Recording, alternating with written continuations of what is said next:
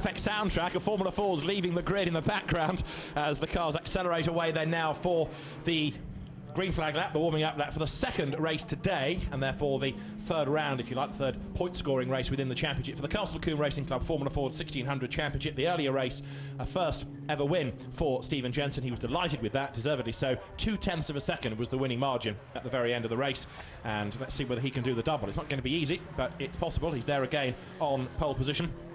Formula Ford guru James Beckett is back with me, having been really enjoying the first race. And the good news, James, is that everybody's on the grid, so no dramas, no damaged cars, no mechanical problems. They're all there ready to go. Yeah, everybody forms up on the grid for this second race today, and having had a wander around the paddock quickly after the first race, everybody's really keen to show well in this second point scoring round. Obviously, with it being 2 rounds today, half points scored in the first race, half points in the second, so high as you can get, more points you get. So yeah, very keenly contested series. Indeed so, and the cars making their way then now round towards the grid. As we said about Formula Fords around Castle Combe, the beauty of them is that they don't have to worry about rear wings or any aerodynamic aids. They can overtake quite readily, and we had some great racing earlier on in the day. We should have a little bit more of the same now.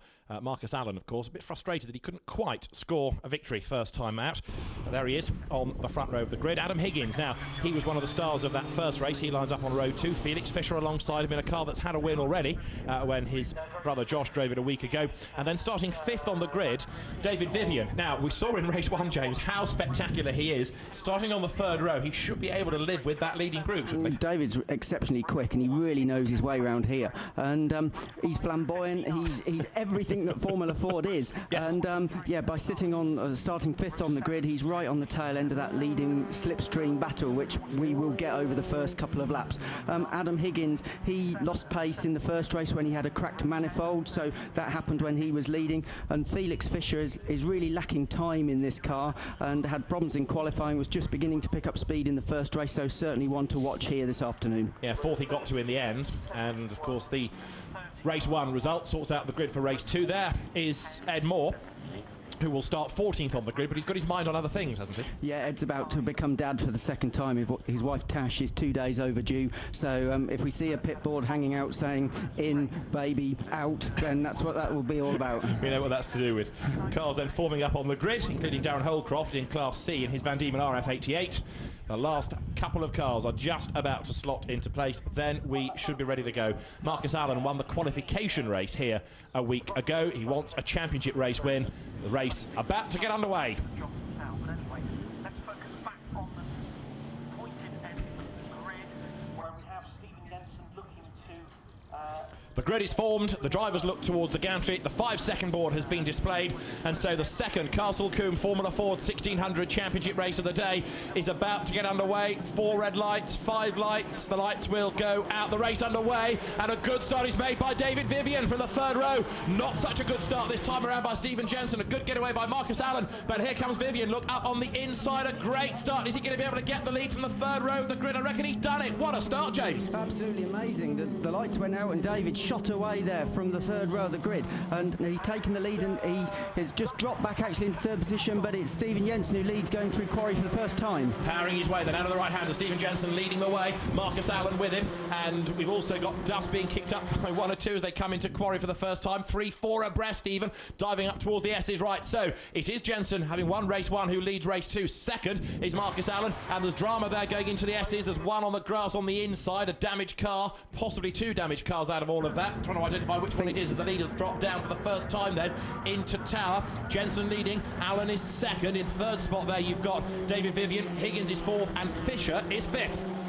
As they stream through tower, and I think possibly that Kelvin Foy was one of the cars involved in that first lap incident. I think you're right. We just saw him clambering out of the car. Another former Caterham champion. He won the Caterham title in 1986, 1987. Had a spell in Toyota Formula 3, but he's going no further here as the cars work their way then down towards camp. And it looks as though Jensen's getting away. He's really worked hard on his opening lap. He comes then now over the timing line. Behind him in 2nd spot is Marcus Allen. Look at that. This long train of cars filing its way over the timing line. So Jensen leads. He's getting away because he's half a second to the good. Here comes Higgins against Vivian. You've got 2 uncompromising drivers there, side by side up towards quarry. Higgins in the red car on the outside, and a red flag is being shown. The race is being stopped because, I imagine, of that car that's in an awkward place up at the S's. So Stephen Jensen's lead. Oops, there's contact there. Look, somebody tapped into a spin. That's Ed Moore under a red flag. Whoever did the tapping should be very, very ashamed of that. That's not what you do when the race is being stopped. And look at that for silliness. Another spin under the red flag. Who was that getting it all wrong? Stephen Bracegirdle. If you're going to do that, don't do it on live television. Clerk of the course may want a word. Well, there's the reason for the red flag. Calvin Foy's car with its broken suspension stuck on the track.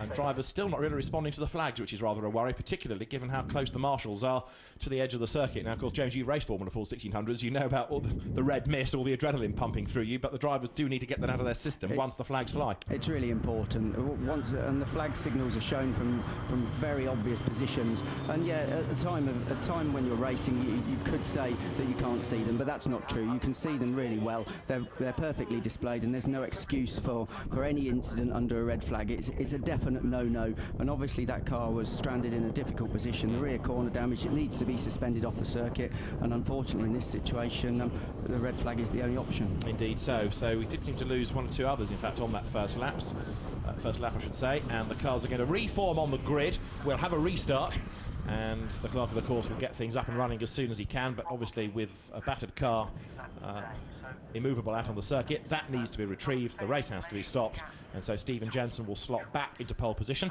We'd only done a lap, and so it's going to be the original grid, possibly with one or two holes, and so we can look forward to the restart of the Castle Combe Formula 4 Championship race. Join us again after the break.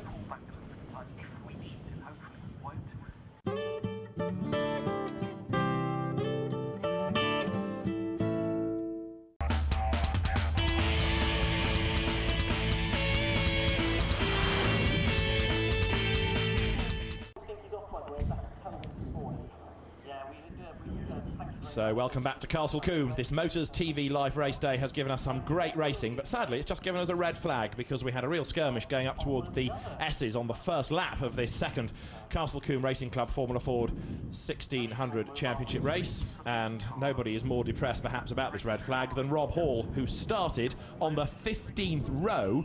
So 29th he started, and he got himself up to 15th place. But then we had a red flag, and he's got to do it all over again. So the one car that's not going to be there is Calvin Foy's Swift. It's been retrieved, but there's no way it can take part in the restarted race. The grid is being cleared, and we are told that there will not be a green flag lap. They will just go straight into the race. So let's see what Rob Hall can do away from the line. The grid is just about clear. One or two of the marshals are needing to shepherd the mechanics off the track,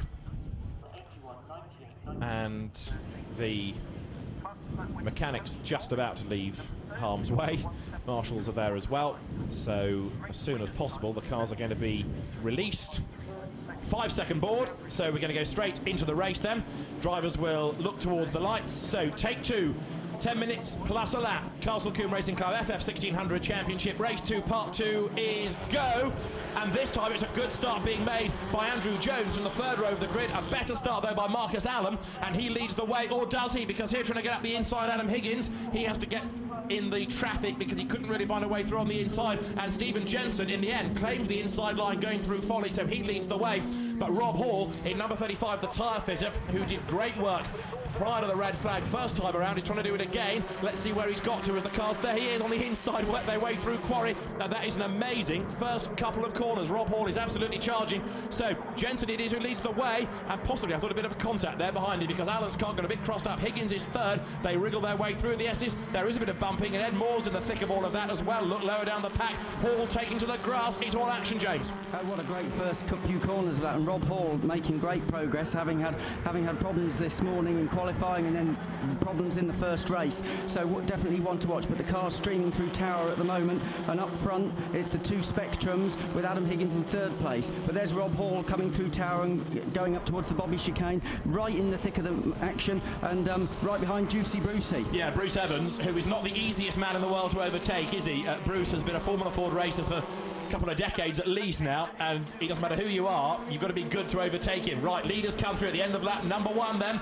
and Stephen Jensen is leading the way, 4/10 up on Marcus Allen, but here comes Adam Higgins trying to go round the outside of him and the Van Diemen. They're not quite wheel to wheel, but they're almost there as Higgins tries to level with him up towards Quarry. Great battle for second place behind them. Andrew Jones runs 4th-ish. I say ish because Felix Fisher was alongside him, but Jones secures the place, but he gets sideways going through Quarry at the end of lap number 1. Hall was 17th, not quite as good as the first best effort to run the race, but he's now 15th because he's just gone ahead of Ian Houston, who was second in class in that first race. So through they come, out of the S's, and Stephen Jensen is trying to build a lead, isn't he? He is, and it's very often the way. If you wait for a long time to score your first win, then the second one comes really quickly afterwards. And he's got clear air between himself and second place runner. So Marcus Allen there in second position. So obviously Stephen Jensen keen to put some fresh air there as Nathan Ward goes well out onto the grass on the approach to Bobby's. A sideways moment for him. I thought that was going to get expensive as he came back towards the tarmac. David Vivian then going through. Alex Ames, who we've not really mentioned today, going great guns in this second race. Very experienced racer, Alex Ames, who started off in junior single-seater racing, raced against the likes of Jensen Button, for example, many years ago, ran out of money, winner of the Autosport 3 Hours last year.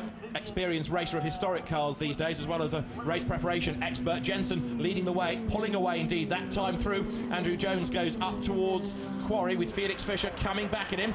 And where is Rob Hall? 14th place, and if these lot continue to squabble, he's going to be up with them. David Vivian up the inside, hooks a wheel over the dirt, gets sideways, forces Jones out wide, and Jones will lose another place there because Alex Ames does go through on the inside, secures the place, lots of shuffling, and Rob Hall is almost up with them, driving a superb race. Again, slipstream battles for these pencil slim style cars with their treaded tyres. They cut through the air fantastically, so they enable each other to really follow, and Castle Combe is such a fast and flowing circuit. It's just ideal for this type of wheel-to-wheel racing. Race leaders then working their way now out of Tower as they do so, making their way towards Bobby's, and we've got still up front leading the way Stephen Jensen. One or two more of them getting more and more ragged then as they work their way towards us, including that Chris Acton, the airline pilot, in the top 10 at the moment, still trying to work his way higher up the order. Rob Hall was 14th, and Ed Moore, somebody else really that should be making better progress, he's in 13th place in the very latest Ray chassis. David Vivian though having to defend from Alex Ames. Look there as they come through is the Swift. Alex Ames right up behind Vivian as they come across the line. That now puts 3 laps in the book. The quickest man on the circuit though is Adam Higgins, and how about this for a battle, because to the outside line goes Ames, but David Vivian is another of those drivers who does not make it easy to be overtaken. Towards Quarry they go. On the inside line it's going to be David Vivian. In fact, they're not even level. He's managed to secure the place coming up to the corner with Roger Orgy next in that queue. And both of those drivers are driving the Swift SC92, and in many people's opinion it's the finest Formula Ford chassis ever created. It's had a great longevity, a superb career, built in 1992 and still running at the cutting edge today. Roger Orgy is also still striving to gain ground. Look as he comes through El Paddock. Which way does he go? He's going to go to the outside for Hamadan, but that might serve to be the inside line if he can stay level for this corner, which is Tower. The leading quartet goes through. Felix Fisher trying to creep into the picture. Look at this. On the inside, Orgy goes through, moves himself out ahead of Ames, gains the place away from Alex Ames, who is still under pressure. Andrew Jones is right with him. Then you've got Nathan Ward after his grassy moment earlier on. Then it's Chris Acton, and Luke Cooper is next up. And that, I'm afraid to say, looks like it might be Michael Bradley's car that has stopped out on the side of the circuit. Now, Rob Hall is a bit stuck behind Ed Moore, and he's not making much progress for the moment. Alex Ames powering his way out of camp over the timing line. We're on to lap number 5 now. We've got 5 minutes of the race to go, and Stephen Jensen is the man who leads.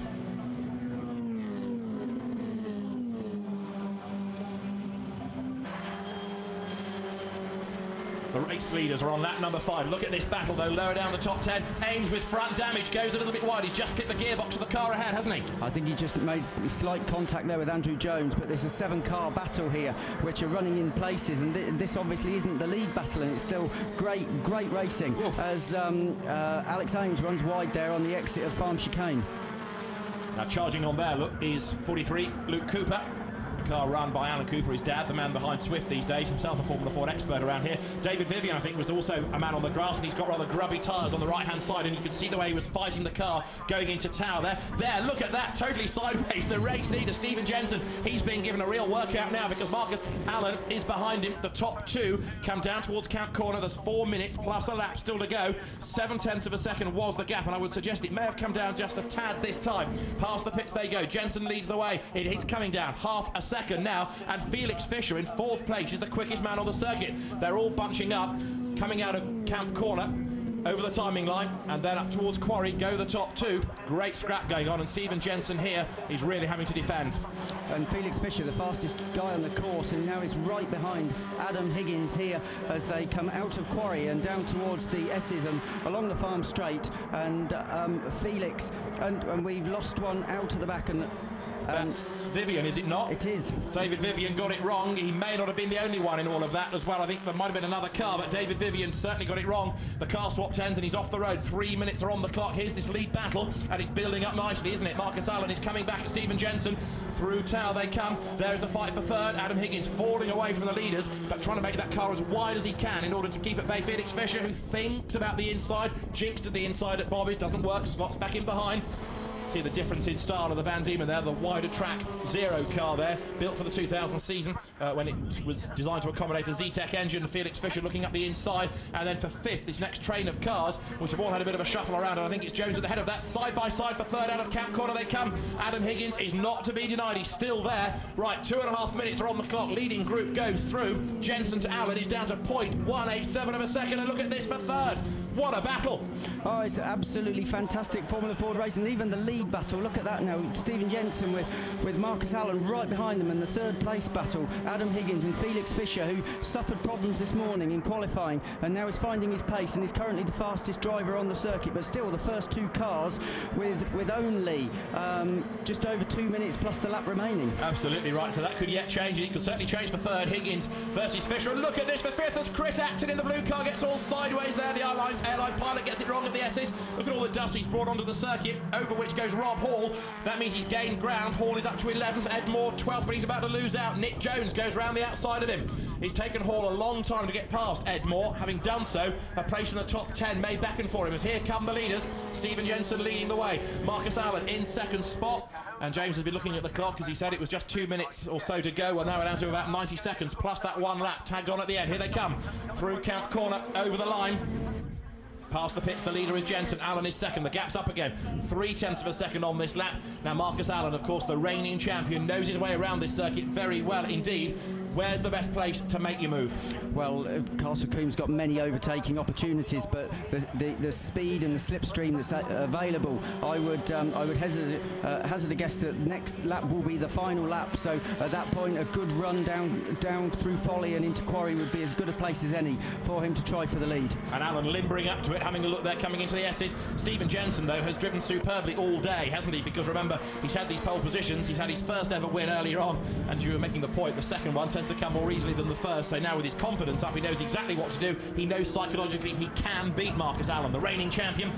Nose to tail through Tower, touch more understeer from Jensen's car than the Spectrum behind a Marcus Allen, but the pair of them then in these identical Australian built chassis come towards Bobby's. We are half a minute away from the end of the allotted 10. I reckon they're going to get another lap plus the extra one at the end. So this battle is not by any means resolved yet. 22 seconds as they come down towards Camp, but the clock won't have hit zero, will it? 19 as they turn into the corner, out of Camp, up towards the line then, over the timing line. Now goes Jensen, Allen is behind him, both of them being urged on. 0.151 of a second. 2 laps to go here for this lead battle. What a fight it's turning out to be. We've seen in other races lots of shuffling for the lead. Here you're looking at a masterclass in defensive driving. Allen tries to swap sides, goes one way, then the other, goes back to the outside. What he wants to do is wide in, tight out. There's the line. Look at all that traffic ahead. They've got to work their way past. Allen comes out almost alongside. They're wheel to wheel. He's on the inside line up towards the S's. Jensen gives him just enough racing room. Allen backs out of it. Probably a wise thing to do.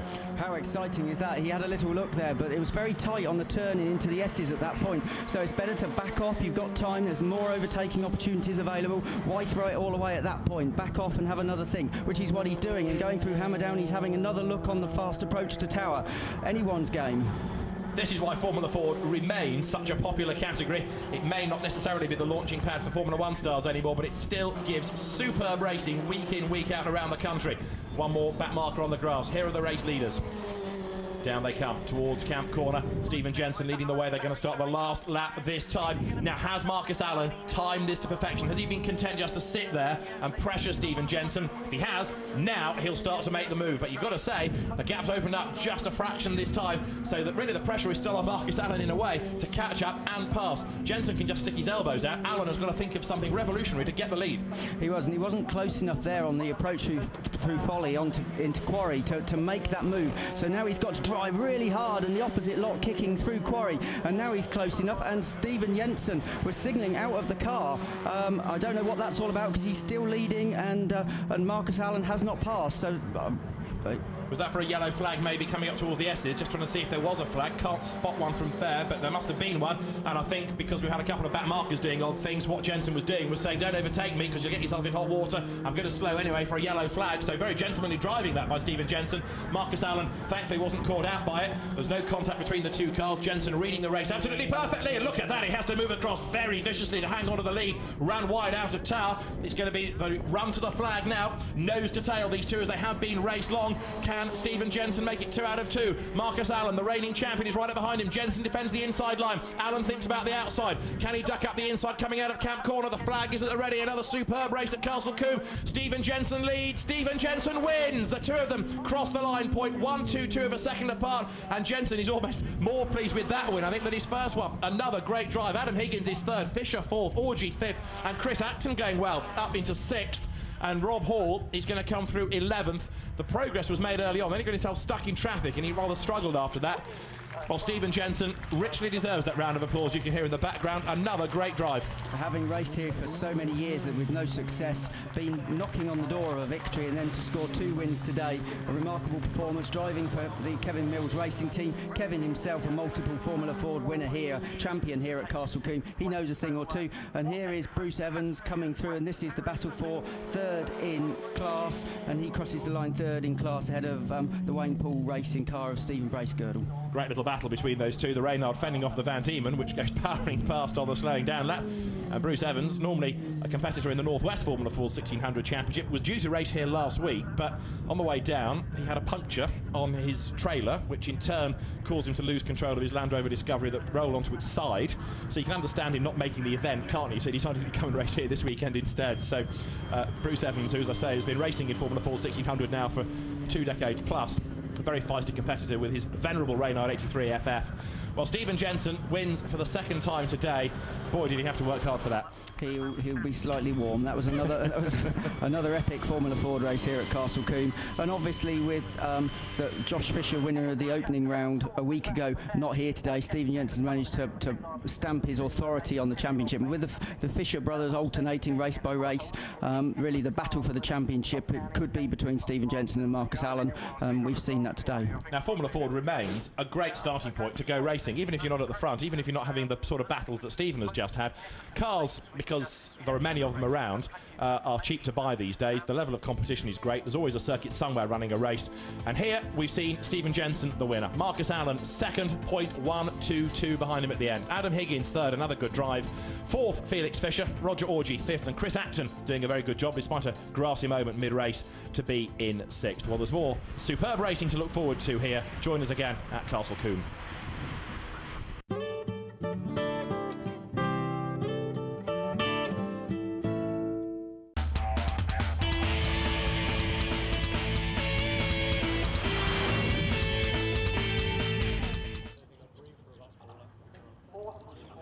Welcome back. Well, we've seen some amazing racing, and as the guys were saying up in the commentary box, every race seems to supersede the one before it and be amazing. Let's have a look at our podium and our top 3. Congratulations goes to Adam Higgins in 3rd place.